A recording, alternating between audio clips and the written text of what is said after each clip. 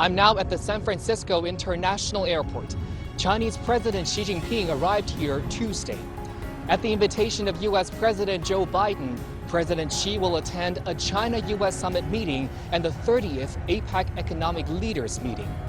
The two presidents will have in-depth communication on issues of strategic, overarching, and fundamental importance in shaping China-U.S. relations and major issues concerning world peace and development.